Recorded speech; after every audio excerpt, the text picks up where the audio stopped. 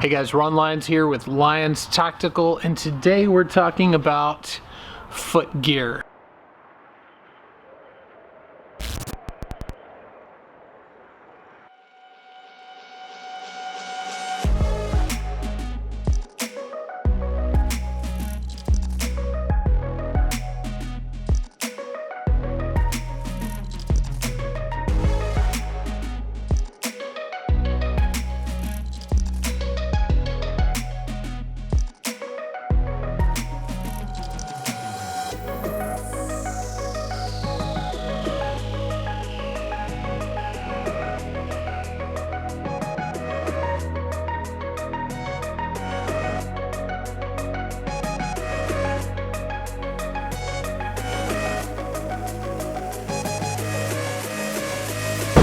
There is very little that you're going to actually wear as a law enforcement officer that's more important or more critical than your foot gear. Now, of course, I'm not talking about things like compared to your duty weapon and stuff like that.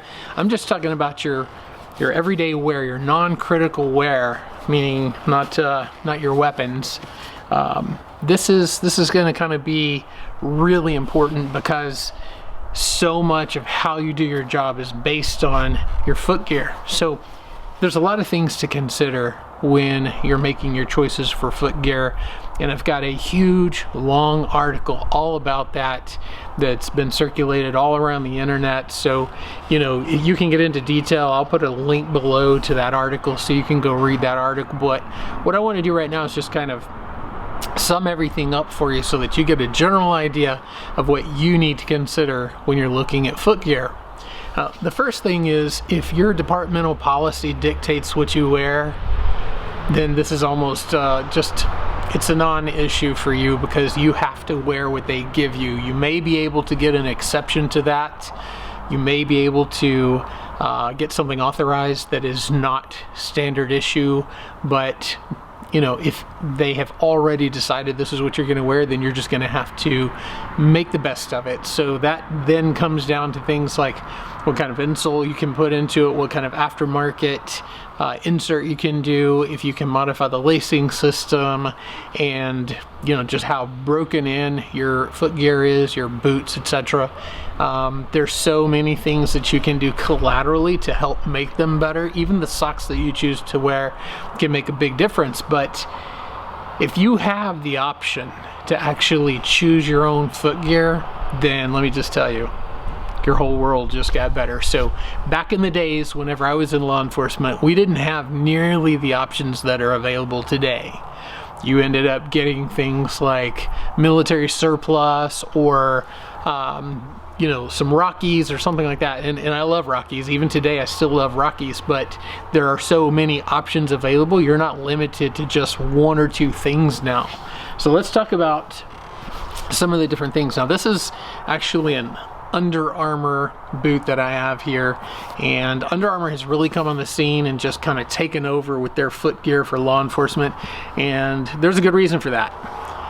Most all of their foot gear, their boots and things that they have for law enforcement are fantastic. So I'm not necessarily promoting just the Under Armour brand. There's many brands out there that are good, but I happen to have this brand new pair of Under Armour boots that they sent us to test and evaluate, so that's exactly what we're going to do with these. But I'm using these as an example to point out some key characteristics of things that you need to consider. So first of all, you need to think about whether or not you want a low cut, a mid-rise, or a high cut boot. If you're going to do something like that, there's advantages and disadvantages with regards to the support that you get in your ankle and things like that. A lot of people, especially if you've rolled out of the military, you're going to prefer a mid to high. If you're in more of an admin position in law enforcement, you're probably going to want something that's a low rise. The comfort factor is just completely different. If I'm out on the street, I want a mid to high rise boot, something like this. Another consideration is the lacing system. And on these, if you notice, they actually have laces on the front, but those laces are not meant to necessarily be used to put on your boot and take them off every day. These actually have a side zipper, and there's obviously in and out of these boots becomes much easier with these. These look like your traditional boot, but they've got this side zipper, and it makes such a difference in getting these things on and off quick. So if you're one of those guys that's always running late for work, or you just don't like gearing up every single day is a real big burden to you, then this is kind of like the easiest thing in the world. You slip your foot into these, zip them up, you're on your way. Another consideration is the material that the boot is made out of. So these are leather, and then like a Cordura nylon or another synthetic material on the rest of it. So these actually breathe. What you typically get into is that these are not going to be waterproof. They may be water resistant. A lot of the seams and everything are sealed up on the boots, but you need to think about the material your boot is made out of and whether or not you actually need something that's waterproof or water resistant, something that breathes more, or if that's not necessarily as big a deal to you. Personal preference is going to kick in an awful lot on all of these. If you're one of those people who you work patrol, you get in a lot of foot chases, and you need something that's going to be very light on your feet, and you need to be quickly mobile, etc. Maybe you're on a tactical team or something like that. You're going to have different requirements than, say, someone who's just going to be maybe driving a desk all day or working in some sort of an administrative function. Personally, having something very lightweight and flexible like this is perfect for me. I really like this. I like the ability to get on the move quick if I need to have the breathability. I'm less concerned about these being waterproof. We do obviously stand out in all types of weather at times, especially if you're in traffic or on patrol. You may be out directing traffic in some really heinous weather, and in those cases I'm probably going to have some soaked feet, and I just know it. But those situations are rare in the environment that I'm in. Now, if you're in Seattle or if you're in certain places like that, guess what? This isn't going to be your boot probably, because you need something that is going to be much more weather resistant than this. A consideration that matters is the sole of the boot or of the footgear. So you've got all different types. You've got all the way back to your more vintage Vietnam era combat boots that has a real rugged jungle type terrain tread on the bottom, and then you've got these that are more of a hybrid, and you've got different designs and different manufacturers, and you'll have to look into each one to see what they're made for and what they're best at. If you're going to work in an environment that's going to be lots of ice and snow, you're going to have a certain type of boot. If you're going to work in a more, I guess, hospitable environment where it's not so extreme, you're not going to have ice and stuff like that all the time, then something that's more of a hybrid like this is probably going to work really well for you. And then the sole materials can be different. So you can have a soft compound, you can have a medium or a hard compound, each one again doing something different.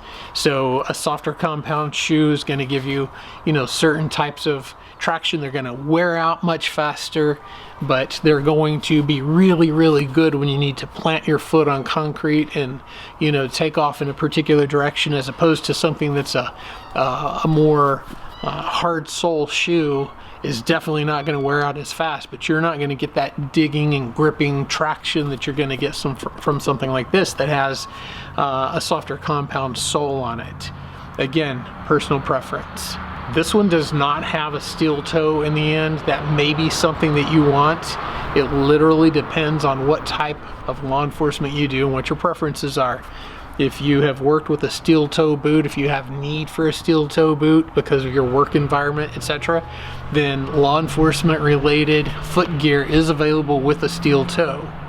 You can get so many different options in all of these. They can actually even be blood pathogen resistant, meaning they can be sealed up in such a way that not only are they just water resistant, but they're resistant to bloodborne pathogens and other pathogens that you may encounter depending on your type of work. So literally the days of having to get an old combat boot or something like that are pretty much past.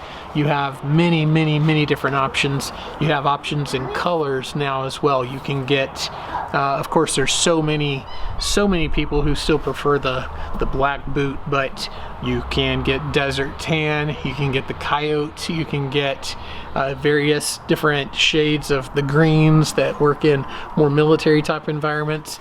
There is literally something available in almost any color that you might possibly want.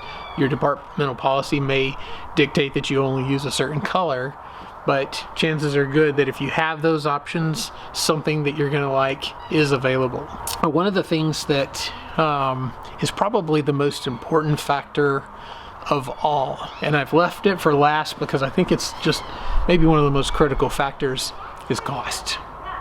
Footgear is not inexpensive. It costs a fair amount of money to have a good pair of boots. It just does. But a good pair of boots is going to serve you well, or should I say footgear, it's going to serve you well in doing your job. So this is an area where I would definitely be willing to invest the money to have something that's nicer than average, because you're going to be more comfortable. Whenever you do your type of law enforcement, it's going to be there for you and not let you down. It just makes a significant difference to have high quality footgear. So these are absolutely amazing. These things are very well tried and proven. There's so many little functions and features built into these things, and I'm not going to lie to you, they're not giving these things away for free. They're not ridiculous, but they're not just handing them out to anybody that wants a pair. You have to invest a little bit of money to get something this high quality, but when you do your job, they're going to be there for you. They're going to take care of you. You're going to be more comfortable, more functional, more everything that's good about what you do. All right, guys, so that's going to wrap it up for today. But if you would, be sure and subscribe to this channel, and certainly make comments below on what works for you. What footgear do you use? What do you like? What features do you look for?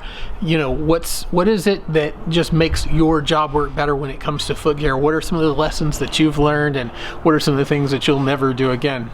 And definitely come back for all of the other videos that we're doing. It's all about tips, tricks, and hacks to help you be a better law enforcement officer.